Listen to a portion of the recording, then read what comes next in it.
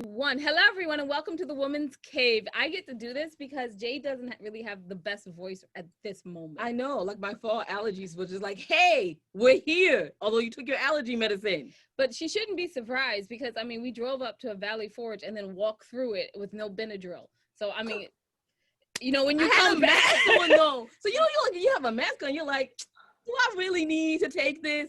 Because I feel like it's filtering it. No, not true. Not true at all. Just wanted to say, no. Yeah. So anyway, I was like, why was she surprised? But it gave me the opportunity to race and take this. Oh, by the way, I'm well known. Oh my word, I remember.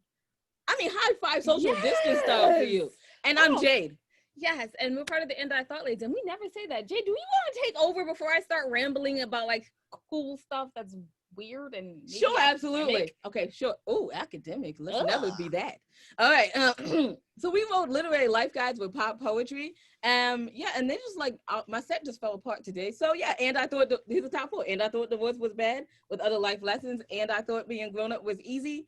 And I thought I did my journey alone. All of those are available on Amazon, and 2 of them are available on Audible.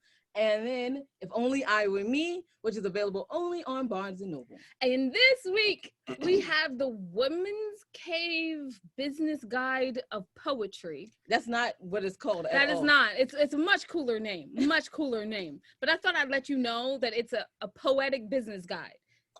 But you've never heard of that before. So you should. I know, right? Because your ladies, they never disappoint unless you meet us in person. And then you're like, wow, you're so much shorter than I thought you were. Or as everyone says when they recognize Jade, they're like, Jade, it's so wonderful to see you. And then they go, Winona? Where's Winona? You look different in person. The next person that says that, you're going to have to explain it.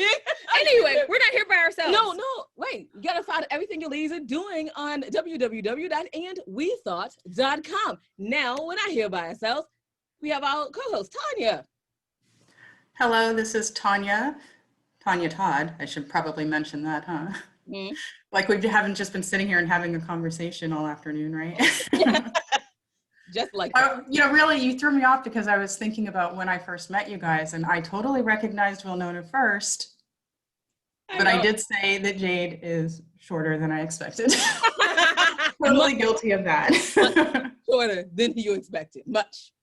Okay. You're just shorter than most people, but okay. My name is Tanya Todd. I'm an author and actress, but we're not here about me. We're here about our wonderful guest. Wait, why are you stealing our lines? And I love it. And because I'm part of the team now. Right? She did it with such an eyebrow raise. If y'all are listening to this on the podcast, you have to see Tanya's wonderful eyebrows. Wonderful guest, would you like to introduce yourself? You have your mute on, Ron. How's that for a start? Yeah. Yeah. Sorry. Hi, I'm Ron Charles, and I write about books for the Washington Post here in DC, and I'm just delighted to meet you all. Well, we're delighted to have you here. I mean, I was looking at your bookshelf being like, man, I need to up my reading game. Like, I need to read some serious stuff. I doubt that. I bet you guys are big readers. I am a huge reader. I just don't read like a whole bunch of nonfiction. Oh, well, I don't read that much nonfiction. It's mostly fiction here. Yeah. Oh, wow. Okay, now we're going to have lots of questions. But before we got started, you said that you had a lot of books. I just wanted to let you know what you can do with those books quickly. Yes. What Jade did with her books was she made them into furniture. So now she has... Yes, I did. Up, and then it comes out, and she has a little armchair on the side, and then it has a back. So that's where her old books are. But also, more importantly than that, I donated them to charity, which is very important to do. Exactly. So we should probably get started with actual questions and pretend like we're professionals after. Let's pretend. Tanya, you have a question. I like how we have our most serious guest and it's our silliest episode. Like what is happening right now? It is. Okay. So, I mean, let's start with the basics. How did you get started?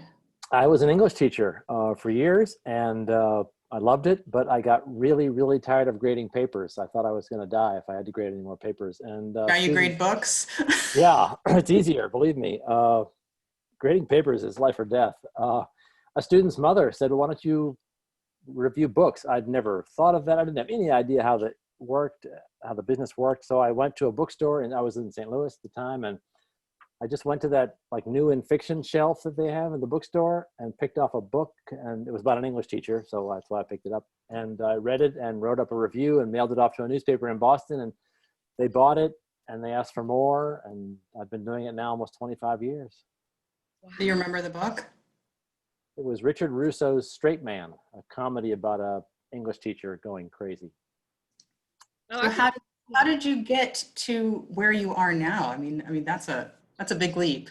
It took a long time, but I freelanced for a while, and then my editor at the paper in Boston called the Christian Science Monitor said he was leaving, and so I didn't need any more reviews because they were going in a different direction. I'm like, oh, okay. But then I wrote to the paper and said, would you consider me as the new editor of books for the paper? And after negotiations and going out there and interviewing, they said yes. And so we all moved to Boston, and my wife went back to school, and she became an English teacher. And then I worked at the paper there for, I don't know, about 7 or 8 years. And then started looking around for another job and wrote to the Washington Post, and they didn't answer me. 6 months later, I wrote again, same cover letter, same resume, same everything. And they said, oh, we've been looking for someone to fill a slot for several months, but we already went to Boston. We already did the interviewing there. So if you come down to New York, we can squeeze you in at the last minute. So I went, and they hired me. So we all moved down to DC. And now my wife's been teaching here for 15 years, teaches high school, and I've been reviewing here. Wow. So, Well, I'm sure everyone wants to know how are the books chosen that are put in front of you, and then how do you then decide which books you want to critique? it used to be much harder because I used to be in charge of the book section of the Washington Post. So it was my job to look at the whole section. That's a huge job because the books just pour in. We get about 150 books a day. It's just overwhelming. Wow, that is a lot of books. It's completely overwhelming. It's ridiculous.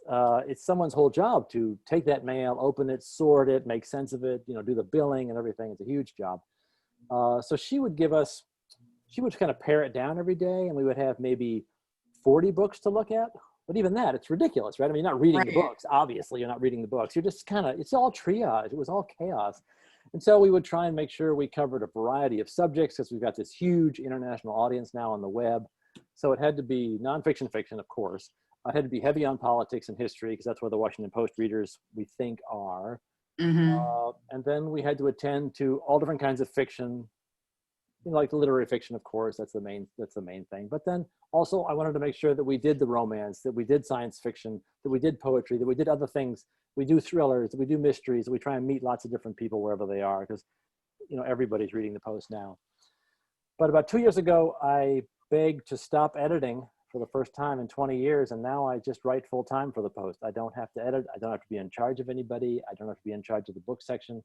And so I literally just pick what I want to review each week, and it's glorious. So how do you go about deciding that? Where do you look? Since I'm writing the paper's lead review in fiction in the style section each Wednesday, I start with the big books, So the books we expect to be huge, the books that are going to be buzzy, the books that we think are going to be big stories around, those get first priority. But, every month, I try and find debut books. I try and, find somebody that might be good that I've never heard of before. So it's a real mix of big names and new names. Trying to make sure I'm being diverse in both subject, writer, genre. If I'm gonna do say 50 or 60 books a year, I want to have a pretty good range of literary fiction over that year. So you mean you're looking for us? I'm joking. I'm really joking. No, he's not looking for pop poets. No. Go ahead. Jade, ask the real question. The real question is, do you feel an obligation or like pressure to be more diverse as things change, as people want to have a more diverse background in reading and stuff? Not background, but reading. No, more diverse background of the author. Yes, that's what I meant. Thank you. Definitely. That's safe. Definitely. It's evolved over my career. This group called VIDA, do you know them? VIDA. It's a literary group that tracks how many women are being reviewed and assigned reviews and that sort of thing in the industry. And of course, it's, scores pretty low. Usually it's a lot of white guys like me, both reviewing and being assigned and having their books reviewed. And so they started up, I don't even know, but about 8 years ago, they began to publish their data on who was reviewing what. And it was pretty embarrassing. I mean, some places were all well, like 80, 90% guys. So it was a gender thing at first. So we made a huge commitment to try and bring that down at the Washington Post, to try and reach parity. And we didn't make any progress until we started counting, until we started to keep actual data. Because what I found was our good intentions were just not enough. You know, we had this sense we were doing well, and then at the end of the year, we were doing pretty much the way we always did. And so I began to keep track. And then I really did reach parity. And now I probably review more women than men. There are a lot of very, very talented female fiction writers in this country, so it's not too surprising. And lately, as Black Lives Matter and other movements have made me more aware of the need for diversity, I have been very self-conscious about attending to writers of color. I don't assign reviews anymore, so I'm not assigning out to reviewers. But the books that I review myself, I try to make sure that that's in the mix of things I want to look for. Thank you for your transparency on that. Yeah, I mean, I learned a bunch, and I didn't even. I'm like, I thought. Yeah. So I have like terms now that I'm going to Google. Yes. To make sure I understood that answer. Thank you. One of the reasons you have like someone like you on, you're like, oh, this is how this happens. Now I'm going to Google it. Absolutely, and as we say So all the time on this show, we have people we interview people so we can learn also. And our people just fortunately hang in there with us. And we're like, no, that's a great note. I need to know. Those are very good questions. And it isn't hard. It really isn't hard because I don't know if, there are just an immense number of talented people writing who are writers of color. So it's not like, each month you're scratching your head trying to find somebody of color to review. They're all over the place. So my question is, how do you balance like the seriousness of being a book, like the stereotypical seriousness of being a book reviewer, yes, with the videos that you see? Right, yeah. That was one of my questions. How did that start? Like, how do you go from being Mr. Serious to let's do videos? I know, it's really schizophrenic, isn't it? It started more than 10 years ago now. We just had our 10th year anniversary a few months ago.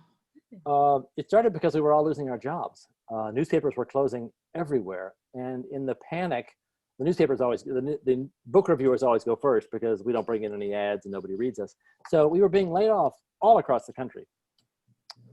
And now, you know where we are now. There are hardly any newspaper book reviewers left. But at the time, it was a panic. And so we began to feel a lot of pressure to do really silly things to attract younger readers. I thought futile things, frankly, because younger readers are not going to read serious book reviews, the kinds that we do in general, in the kinds of numbers they were talking about.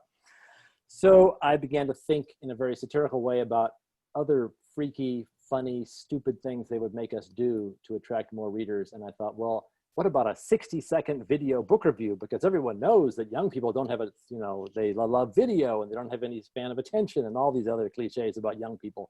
And so I just mashed that all together into this satirical video trying to make fun of newspapers and what they were making critics do.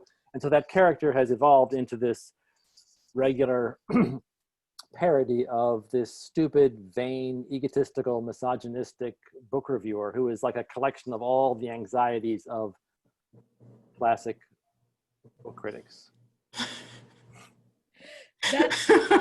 Well played. It was well played. I was just like, well played, sir.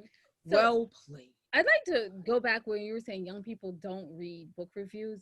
I just want to say now I feel really odd because I got published at 10. Poetry got published at 10. And ever since then, I have been reading the Washington Post book reviews. Bless you. The book sections, but no, I did not read them because it was for fun. I read them because I was like, so a book that gets reviewed by the Washington Post has this, write that on my list. Very good for you. This.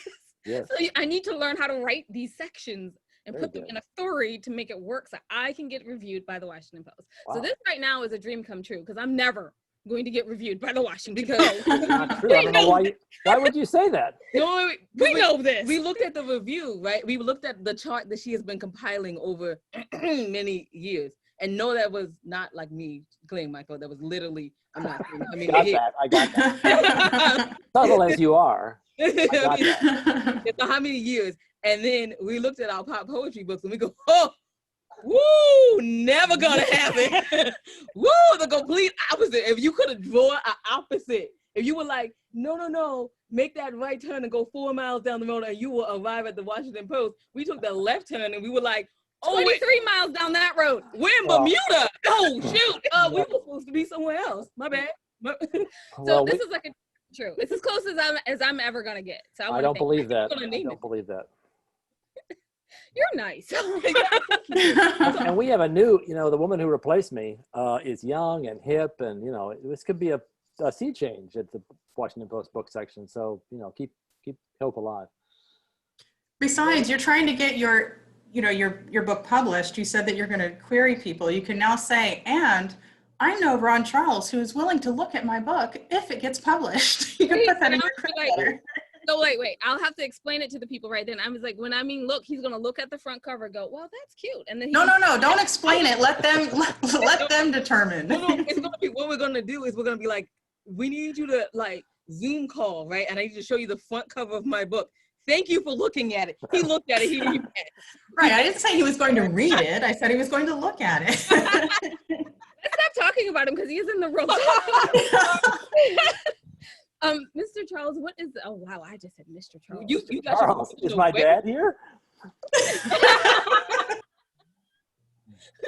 Woo, that was professional. Let me pull that back. So what can you say has been like the oddest book that when you picked it up to read, you're like, oh, this is strange, but then like kind of liked it as a review? Oh, it was the second part that was hard because I've reviewed some weird books.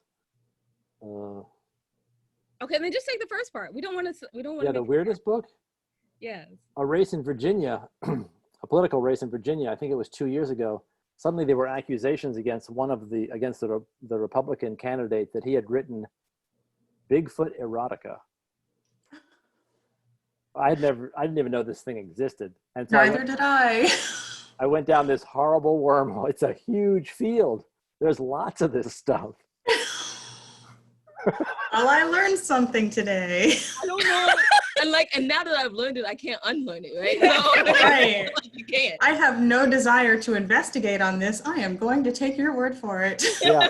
Don't search for this on your work computer. That's all I can say. Yeah. Oh. Thank you for investigating that for us. Yeah, so I investigated that and wrote about this as an election issue, and I think it remains my most popular story ever in 25 years. Why it's popular, because they're like, I must have misread that. Let me go into I did.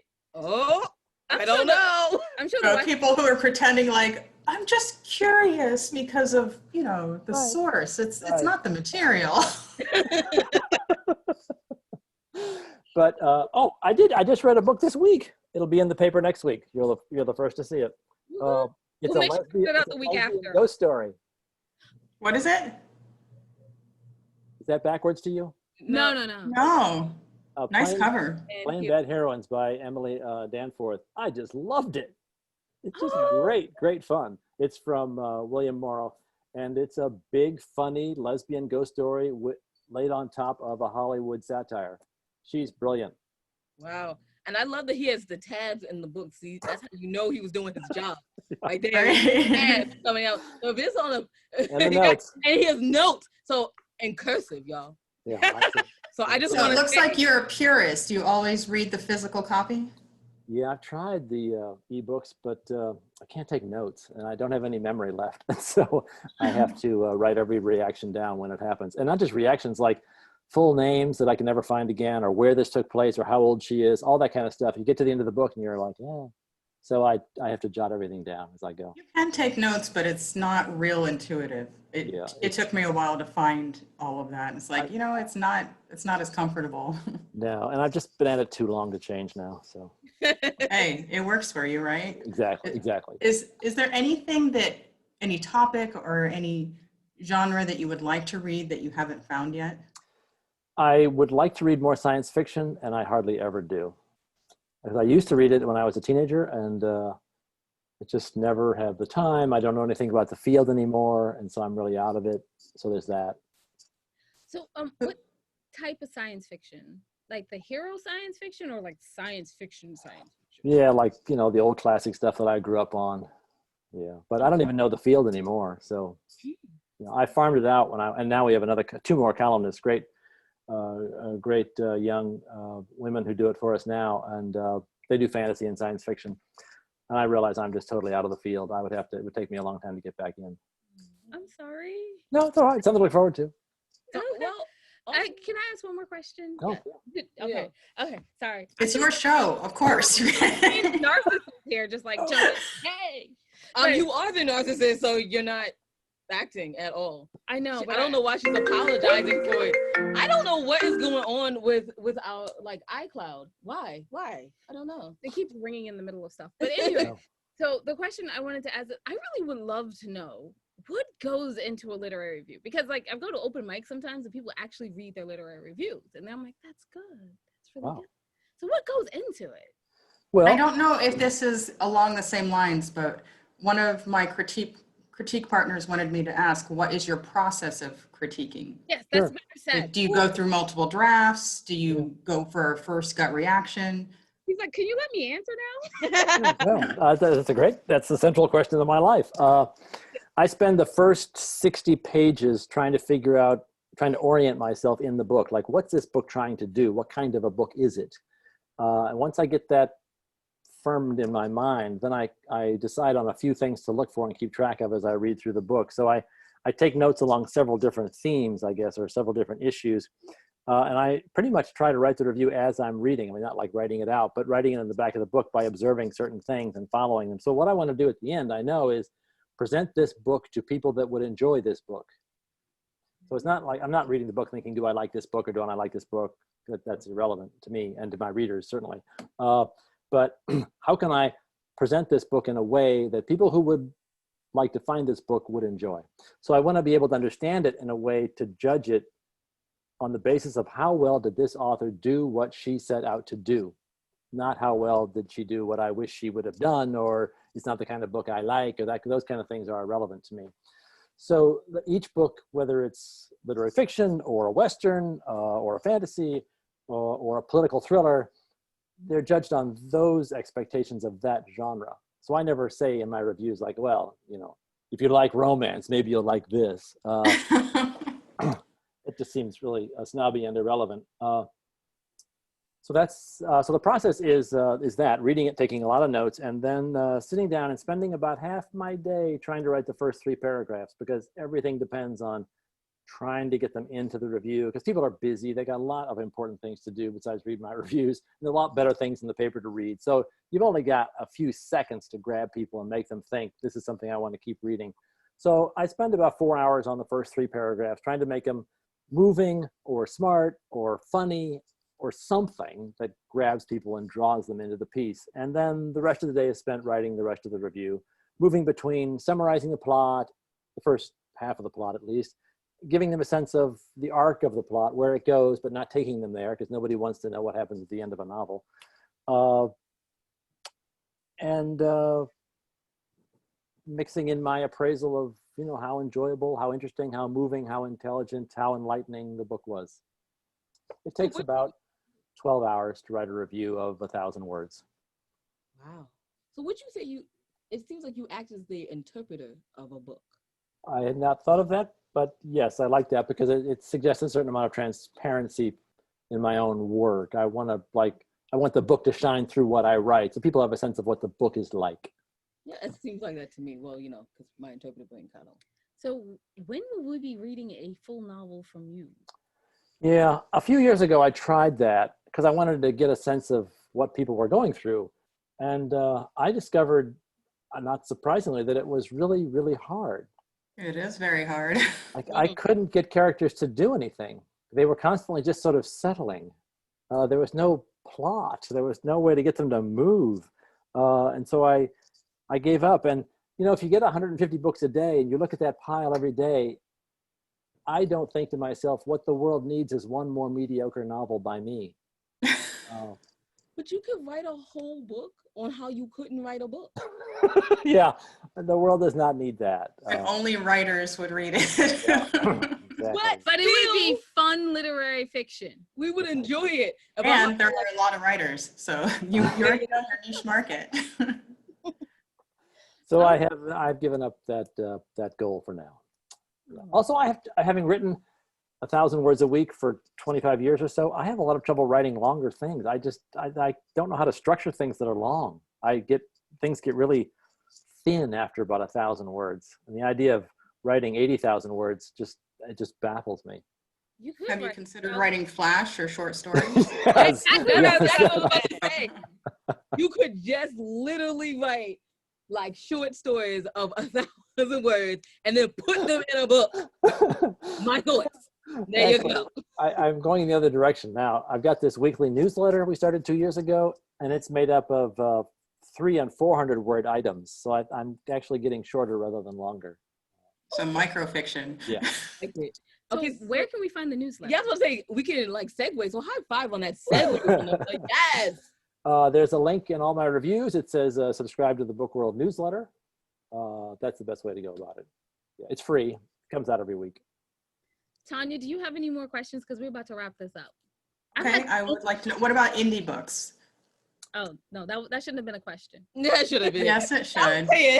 You know that your audience has a lot of indie authors, and they're going to know, is it an option to have an indie book critiqued by someone like Ron Charles? This year it was. I got into not an argument, but like a serious, sincere discussion with an editor at PW who covers the indie market. And I was talking about the problems with that, and he was sort of countering me and bringing me up to speed on the maturity of that market. And he was having a contest to find out the best indie published novel of the year. And so I foolishly said, well, whatever you pick as the best indie novel of the year, I will review it. And so I did. And it was as good as the majority of books I reviewed during the year. I mean, in terms of production and plot and character and style, there was no way for me to tell that it wasn't published by one of the big five. It was a perfectly good, readable, easy to recommend novel. Okay, so with that, I'm going to say to my audience, see, you can keep hope alive, like he said, keep hope alive. The problem is selection, though. I mean, if we're already getting 150 books a day, and we estimate that if we opened up to indie authors, we would get another 200 to 300 a day, it's just not possible. We have no way of sifting through that and picking out books that are worth reviewing. We don't have a staff to read all the books and then pick, ones we want to review. And also a problem is traffic. People tend not to read book reviews of authors they haven't heard of, which makes reviewing even debuts from the big five really hard. If you get further off into the weeds, the traffic just falls off a cliff. I'm sorry to say. Wow, see? So we have hope and yet we have reality. So hey, both of those. That's what you need, hope and reality. Yeah, you do. So you can like play in your dreams somewhere in the middle. So you know the challenge you're up against. I'm going with the dream that I have. Just, all of you indie people out there, just think of the dream that I had, read it, and then then take the sections and then be like, this is what I should put in my next book. There you go. Hope and reality. Yep. There you go. Anyway, so we should probably wrap this up before I go more into the indie world. Well, right. So we're going to where can we find out the newsletter again? It comes out every week. Every Friday morning. You can find that subscription to the link to that in any review that I have on the Washington Post. And where do we find your reviews for the Washington Post? I know it sounds like a trivial question. Not at all. Google Ron Charles Washington Post, and one recent one will pop up. Fabulous. And you can see my silly videos at totallyhipvideobookrareview.com. Okay. Tanya, where can people find out more about you? I'm on social media at Ms. Tanya Todd, and my website is www.mstanyatodd.com. That's like one of my favorite parts. I know. It's one of my favorite parts when she says her, Ms. Tanya Todd. I think of you every time I do a show now, even if it's not with you guys. I think of Jade. And like how big my smile gets when you say your website. Yes, absolutely. Okay, so I guess I'll wrap us up. You can find out everything your ladies are doing on www.andwethought.com. While you're there, go and check out the homepage because we have some stuff. Well, Nona, I tell you now, don't you do it. But no interruption. No interruption.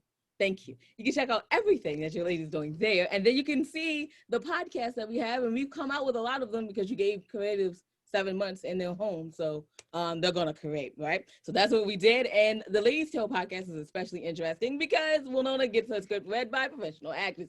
Okay, so are you happy I said it? Thank you. But more importantly than all of that, y'all, please go to the ladies tab, go down to the middle and see the charities that we probably support. Keep in mind that this is October, so it's Domestic Violence Month, and you might want to look at Powerful Beginnings. They're doing really great things for survivors of domestic violence, and they're looking for some very interesting things that people can donate their time to. And yes, we know it's 2020, so as the old saying say, money is funny. So you don't always have to donate money. You can donate your time, as I mentioned before, or you can just add them on social media or send them a wonderful note saying, thank you so much for doing this wonderful work in the world, because I know that we all need encouragement. And I'm a narcissist and I still need encouragement. She doesn't. So I know they do. She doesn't need encouragement. I need encouragement, maybe. I don't know. But I'll leave you with this.